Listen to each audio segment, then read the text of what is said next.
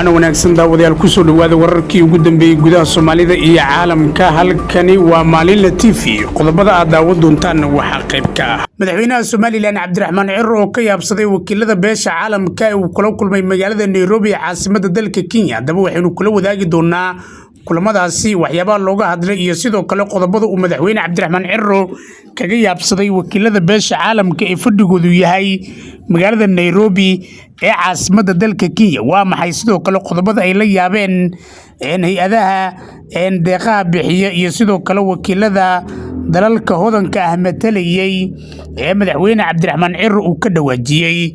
si guud ayaan kula wadaagi doonaa macluumaad iyo xog xasaasi ah oo arrimahaasi ku saabsan. Somaliland oo mar kale gargaraacaysa albaabka aqoonsiga xilli madaxweyne Cabdiraxmaan Cirro la sheegay inuu gacanta ku dhigay fiisihii uu ku tagi lahaa magaalada Washington DC ee caasimadda Mareykanka. kulamada Mareykanku madaxweynuhu ka bilaabi doono iyo cidda sida gaarka u casuuntay ayaynu kula wadaagi doonaa.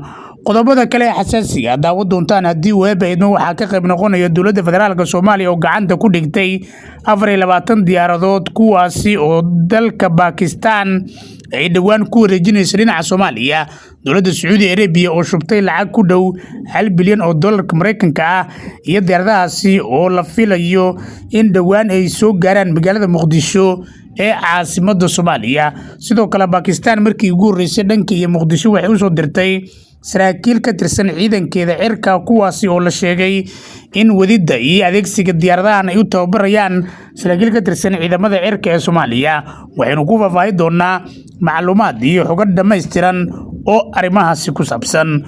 qodobada kale xasaasiga daawad doontaan haddii weebaydmo waxaa ka qayb noqonaya Mareykanka oo digniino soo gaarsiiyay Xasan Curisow iyo Soomaaliya. digniinahaasi maxay yihiin xilli dowladda federaalka Soomaaliya u dabaaldegtay sidoo kalena ay ku faraxday heshiiskii saddex geesoodka ah ee dhanka difaaca oo ay wada galeen Pakistan, Turkiga iyo dalka Saudi Arabia kaasi oo lagu saxay magaalada Makka. waa maxay digniinta Mareykanku soo gaarsiiyay Xasan Curisow iyo baqdinta waqti xaadirkan loo baqayo Soomaaliya maadaama Turkiga uu ku biiray heshiis difaac oo xitaa Sacuudiga haddii la taabto isaguna dagaalka uu sidaas qayb uga noqon karo. Soomaaliya dhibaatada ka soo gaari karta iyo xuutiyiinta oo laga cabsi qabay inay beegsadaan hubka maraakiibta iyo saldhigyada uu ku leeyahay Turkiga gudaha Soomaaliya ayaynu kula wadaagi doonaa. qodobada kale xasaasiga daawad doontaan haddii weebaydmo waxaa ka qayb noqonaya xuutiyiinta Yemen ayaa diyaarinaya weerar kama dambaysa kaas oo looga jawaabayo heshiiskii dhawaan dhexmaray Saudi Arabia iyo sidoo kale dalalka Pakistan iyo dalka Turkiga. haddaba xuutiga qorshaha uu diyaariyay xilli sidoo kale weerar uu ka wado dhanka iyo gudaha dalka Yemen si gaar ah dowladda ay taageerto Saudi Arabia ayaynu kula wadaagi doonaa. qodobadaasi wixii kale nagu soo kordhaya daawad doontaan haddii weebaydmo balse marka hore soo dhawaada laagsaar muuqaalka la wadaag saaxiibadaada qayb ka noqo saaxiibada ku xiran Maalinle TV. waxaynu ku soconaa wadadii aan ku gaari lahayn 50,000 oo subscribe kaliya. safarkeen adiga ayaa ka dhiman ee sulka saar oo subscribe inoo saar channelka mahadsanidin. waa hagaag aynu ku bilaabana barnaamijkeena. haddii aynu eegno dhanka iyo aynu ku bilowno magaalada Nairobi caasimadda dalka Kenya waxaa ku kulmay madaxweyne Cabdiraxmaan Cirro iyo dalalka deeqaha bixiya iyo hay'adaha caalamiga ah. Cirro oo ku sugan magaalada Nairobi ee caasimadda dowlad goboleed magaalada Nairobi ee caasimadda dalka Kenya ayaa wararku waxay tilmaamayaan in halkaasi uu ka bilaabay kulamo degdeg oo wax ku ool ah kuwaasi oo looga hadlaya arrimo dhowr ah. madaxweynaha Soomaaliland Cabdiraxmaan Cirro ayaa waxaa la sheegay in kulan muhiim uu la qaatay wakiilada beesha caalamka iyo hay'adaha caalamiga ah ee fadhigoodu yahay Nairobi sida ay baahisay madaxtooyada Soomaaliland. Cirro isaga ayaana wakiilada caalamiga u soo bandhigay horumarka ay ku talaabsatay Soomaaliland, mudnaanta maamulka iyo sidoo kale higsiga xukuumadda ee ku aadan xoojinta iskaashiga caalamiga ah. madaxweynaha ayaa adkeeyay in Soomaaliland ay doonayso iskaashi iyo sidoo kale maalgashi ku dhisan dana wadaag ah iyo wax wada qabsi halkii ay ku tirsanaan lahayd gargaar dibadeed iyo gacan horsi. hadalkan ayaa afkalaqaad ku rida wakiilada beesha caalamka iyagoo la yaabay madaxweyne dal Afrikaan ah kaas oo waliba curdun aqoonsi aan haysan in sidaas u hadlo.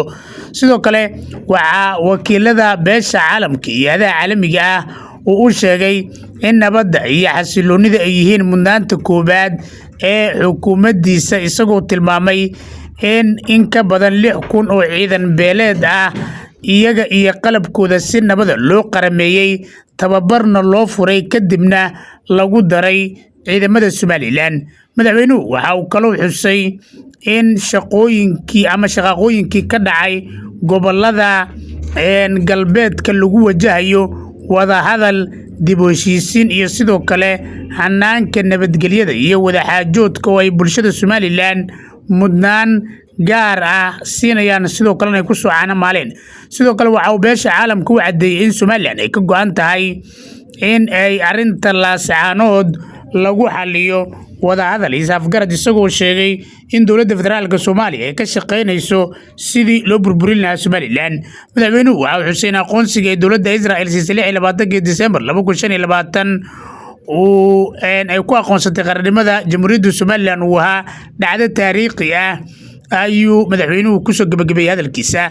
Cabdiraxmaan Ciro ayaa sidoo kale sheegay in aqoonsiga Israel aanu ahayn dhamaadka geedi socodka aqoonsi raadiska Somaliland, balse uu qayb ka yahay xaqiijinta himilada ay shacabka Somaliland muddada dheer ku taamayeen, sida uu hadalka u dhigay.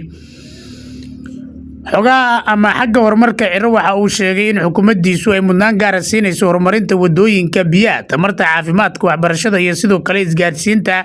Waxa uuna tilmaamay in Somaliland ay ka socdaan mashaariic wadooyin istiraatiiji ah, halka hoos u dhigista qiimaha korontada iyo sidoo kale maalgashiga tamarta nadiifka ahi ay qayb muhiim ah ka yihiin dadaalada lagu dardargelinayo horumarka dhaqaale ee dalka. Dhinaca kale, Ciro waxa uu tilmaamay muhiimadda sugnaanshaha biyaha dalka, gaar ahaan sahminta iyo sidoo kale ka faa'iidaysiga kaydka biyaha dhulka hoostiisa ku jira, isaga oo beesha caalamka ugu baaqay iskaashi dhinacyada khubarada farsamada iyo sidoo kale tiknoolajiyadda.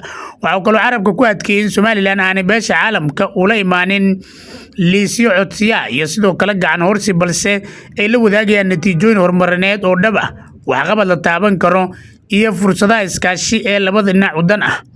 Madaxweynaha Somaliland ayaa wakiilada caalamka ugu baaqay in Somaliland ay ku qiimeeyaan xaquuqooyinka ka jira dalka, waxqabadka iyo sidoo kale hanaankeeda dowladnimo, isla markaana ay ula macaamilaan si waafaqsan xaqiiqooyinkaasi, loona sii xoojiyo wax wada qabsiga guud ahaanba gobolka iyo caalamka.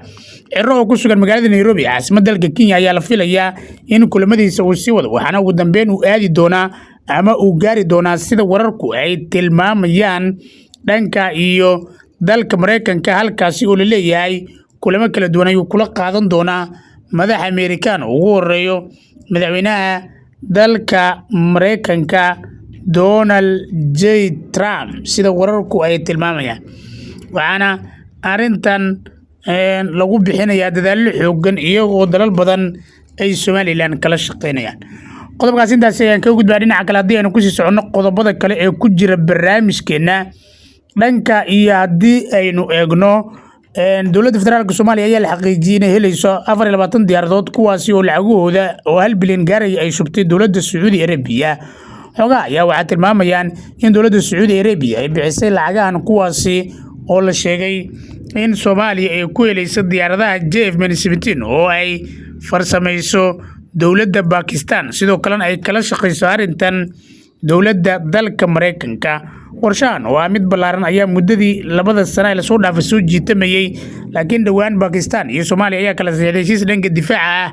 Axmed Macalin Fiqi ayaana qalinka ku duugay. xogaha ayaa sidoo kale waxa ay tilmaamayaan in waqti xaadirkan marka loo eego qaabka ay wax u socdaan, dowladda federaalka Soomaaliya ay la kulmi karto dhibaato xooggan oo dhanka xuduudiga uga imaan kara.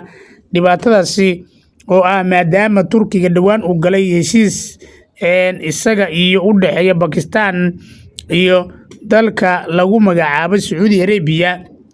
tani ay keeni karto in xuduudiga oo arintaasi ka careysan uu si toos ah u bartilmaameedsado ama uu garaaco xarumaha military ee Turkiga ay ku leeyihiin Soomaaliya, maadaama xerada ugu weyn ee Turkiga ay ku leeyihiin meel ka baxsan caalamka ama dalkooda ay ku taalo dhanka iyo magaalada Muqdisho. sidoo kale Turkiga maraakiibtiisa dagaalka ayaa waxa ay ku sugayeen biyaha Soomaaliya, shidaal qodis ayuuna ka wadaa xeebaha koonfureed iyo kuwa bartamaha.